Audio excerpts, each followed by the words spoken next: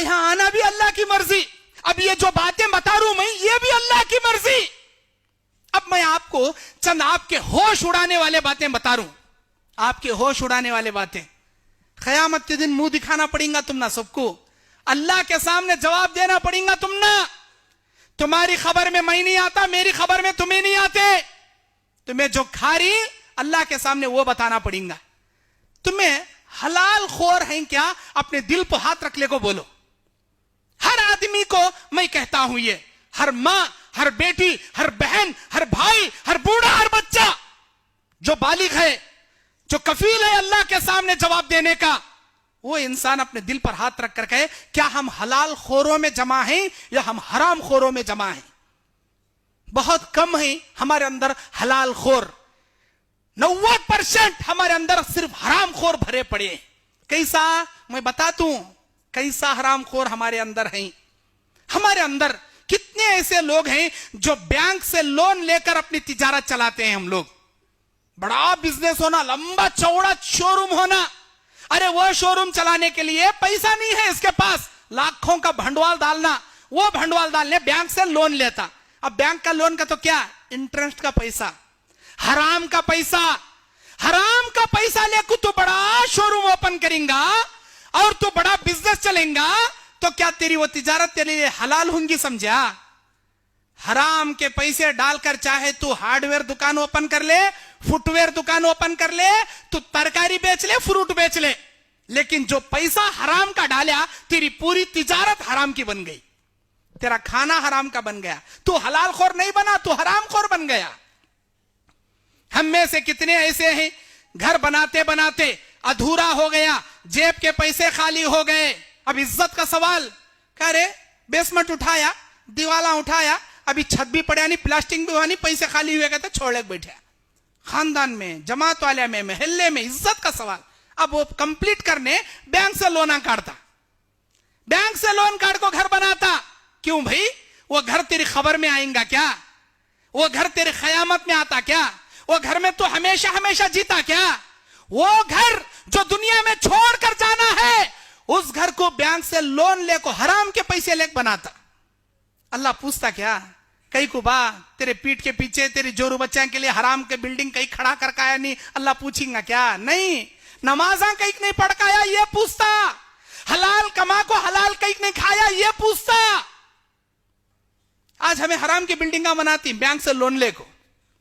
और हम में से कितने ऐसे नालायका हैं, कितने ऐसे लोग हैं जो घरों को लीज डाल लिए हैं, लीज को घरों को डाल लिए। अड़ू, बास जगह घर अड़ू डाल लेना बोलती, बास जगह घरों को लीज को डाल लेना कहती, हाँ? बास जगह घर गिरवी में रख लेना बोलती, उसके नामा क्या तो भी चेंज कर वो बोलो तुम्हें। उसका काम है किच, उधर पैसे को बड्डी नहीं, इधर घर को किराया नहीं। कौन सी तुम ना बोले हलाल का? तो कौन सी फतवा दिया तुमने हलाल का? तो हराम जी वो एक नंबर का। पैसे की बड्डी में तुम्हें घर में जी रही सो, ए नहीं मौल साहब हमारा घर 8,000 रुपए किराया भरना सो, हमें 4 लाख को लिखा ले छोड़ी 2 साल के वास्ते। वो 8,000 किराया भरने की जगह 1,000 रुपए ने तो 500 रुपए उसे किराया देती, चुप अचार चाके सर का जर्रा देती, कई को देती जर्रा। 1,000 रुपए तुम्हें दे रही, बाकी के 7,000 तुम्हारे पैसे की बड्डी ना उन्हें तोड़ ले रहा, तुम्हारे पैसे की बड्डी ना जा रही। ये हलाल नहीं है, ये हराम है, हराम। और उस हराम के घर में तुम रहते हो, तुम्हारी अम्मा, तुम्हारी जोरू, तुम्हारी बीवी, तुम्हारे बच्चे नमाज़ां पढ़ती उस घर में। कौन से घर में? लीज को डाल लिए सो घर में, हराम के घर में। क्या अल्लाह तुम्हारी नमाज़ां कबूल करता? समझी? हराम के घर में तुम्हारी अम्मा नमाज पढ़ रही, तुम्हें नमाज़ां पढ़ रही, क्या अल्लाह इबादत कबूल कर लेता? समझी? हराम के घर में कोई नमाज कबूल नहीं, कोई दुआ कबूल नहीं तुम्हारे उस घर में। फिक्र करो, अपने हिसाब की फिक्र करो, अल्लाह के सामने मुंह दिखाए जाने वाले दिन की फिक्र करो, अल्लाह के लिए तौबा करो। जत्ते लोग घर अड़ू डाली, जत्ते लोग लीज को डाली, अल्लाह के लिए वो पैसे रहत रंदे, जत्ता उस घर का मार्केट के हिसाब से वैल्यू है, पूरा पूरा किराया बंदो, घरा को अड़ू नक्को डाल लो, ये हराम है। नंबर 4, हम में से कितने लोग हैं जो लाइफ इंश्योरेंस बना को बैठी, हमें मरे तो 21 बार हुंडी आती, मैं मरा तो भी मेरी बीवी बच्चा को 16 लाख रुपए लाइफ इंश्योरेंस के आती। क्या जरूरत भाई, लाइफ इंश्योरेंस हराम जी, वो सूद जी, वो बड्डी, वो हमें कर रही वो काम। अल्लाह के लिए तौबा करो, लाइफ इंश्योरेंस से पीछे हटो, वरना अल्लाह के सामने तुम्हारे हर इंश्योरेंस का तुमने जवाब देना पड़ेगा। लाइफ इंश्योरेंस बता रहा हूं मैं, गाड़ी इंश्योरेंस नहीं। लाइफ इंश्योरेंस हराम है। लाइफ इंश्योरेंस, अल्लाह के लिए तौबा करो, हिसाब देना है अल्लाह के सामने तुमने।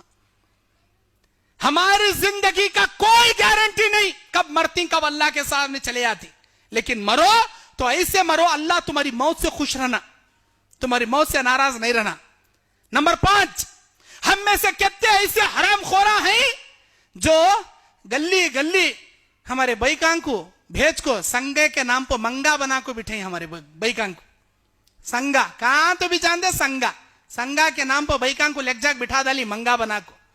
जाके तेरी मां के 50,000 ले लेगा संगा में, जाती की नहीं 30,000 ले लेगा, 25,000 ले लेगा, उन्हें ले लेगा थी बिचारी बई को जाना हुआ मरद बाने का ने संगा में पैसे ले लेगा ना, वार वार बड्डी के साथ भरते रहता इन्हें। बड्डी भन भन भन को हालत करने का ढीली हो जाती, लेकिन संगा फिटता नहीं। अभी एक फिटे रहता, फिर दूसरे फ्रिज जान लेना, ठंड काले का मौसम आया, अरे वो लेना, धूप काले का मौसम आया, एयर कंडीशन लेना, कपड़े धोने नहीं हो रहा, वॉशिंग मशीन लेना, कहां है पैसे, निकाल संगा से। याद रखो, जितने लोग संगा में पड़ी, सूद में पड़ी, अल्लाह की कसम उनकी जिंदगी कभी राहत, कभी सुकून, कभी चैन की हरगिज नहीं बन सकती। क्यों? सूद है संगा, संगा सूद है। और जितने लोग संगा के हरामकारी में पड़ी, अल्लाह की कसम कभी राहत, चैन, सुकून, इज्जत और सेहत अल्लाह उनको कभी नहीं देता। या तो बीमारियां आती, नहीं का तो टेंशन आता, नहीं का मुसीबत एक चुके थे एक आते चलती। जब तक तुम सूद से तौबा नहीं करोगे, अल्लाह मुसीबतों को कभी तुम्हारा पीछा नहीं छुड़ाएगा। सूद से, हरामकारी से तौबा करो जी। इलेक्शन का जमाना आया, काउंसलर इलेक्शन, नगर सभे, पुरसभे, गांव में ग्राम पंचायती, इनका इलेक्शन आता, काउंसलर का इलेक्शन आता, पीएम का इलेक्शन आता, सीएम का इलेक्शन आता, कोई सा भी इलेक्शन आंदे, हमारे सामने 2 किस्म के कैंडिडेट रहती हैं, एक बीजेपी वाला, एक कांग्रेस वाला। कौन तो भी खड़े दे उन्हें, इधर बीजेपी से कौन तो खड़े रहता, उधर कांग्रेस से कौन तो खड़े रहता, उधर एमआईएम से कौन तो खड़े रहता है, नहीं तो और एक एक्स्ट्रा सेपरेट पार्टी अपनी इंडिपेंडेंट पार्टी से कौन तो खड़े रहता। अब खड़ास वाला क्या करता, उन्हें बोलता भाई वोट मिंचस डालो भाई, एक वोट के 500 रुपए दे तुम ना कहता। ये क्या, ये रिश्वत है, रिश्वत, हराम के पैसे। ये कांग्रेस वाला बोलता 500 रुपए दे तुम भाई, तुम्हारे घर में कितने वोटा होते, 500 के 90 नोटा ले लो, हम नस डालो वोट। ठीक है, मैं तुम नस डालने का लाओ, 3,000 पे 6 वोटा मेरे घर में लाओ, 3,000 जो गरम कर लेता ले। उधर बीजेपी वाला बोलता 1,000 को एक वोट को 1,000 दे तुम भाई, मिंजत दाल को जिताओ भाई, ये लो तुम ना 6,000 रुपए दे तुम। उधर 6,000 लेता, जोब गरम कर लेता। इधर इसे भी बोला वोट डाल तुम, उधर उसे भी बोला वोट डाल तुम। किसे डालता इन्हें? क्या एक वोट में से आधे आधा कर, टुकड़े टुकड़े कर, 2 जने का आधा आधा डालता क्या? नहीं ना, एक अलग वोट डालता, एक अलग खड्डे में डालता। धोखा दिया ना जी, अरे तू धोखा दिया ना रे, अल्लाह के बंदे, शर्म नहीं आती तुझे? हराम के पैसे खाया, रिश्वत खाया। अल्लाह के नबी फरमाते अर्राशी वल मुर्तशी किलाहुमा फिन्नार, रिश्वत खाने वाला, रिश्वत खिलाने वाला, दोनों अपने पेट में जहन्नम की आग भरते हैं। मन गश्श फलैसा मिन्ना, रवाहुल बुखारी। जो आदमी किसी को धोखा देगा, उम्मत मोहम्मदिया से उसे निकाल कर बाहर फेंक दिया जाएगा। धोखा दिए तुम्हें, अकेले को पैसे खाए थे।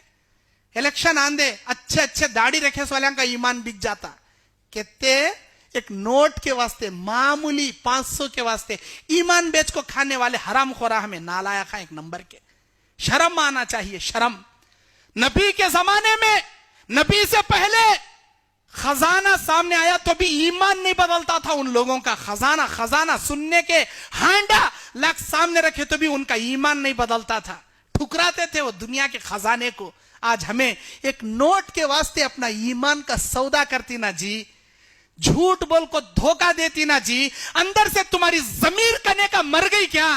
अंदर से तुम्हारी जमीर आवाज नहीं देती? अरे बेवकूफ, अरे नालायक, अरे धोखेबाज, फलां के पैसे खा को झूठ बोला ना रे, उसे वोट डाल दूंगा तो धोखा दिया ना रे। अगर तुम किसी के पैसे खाको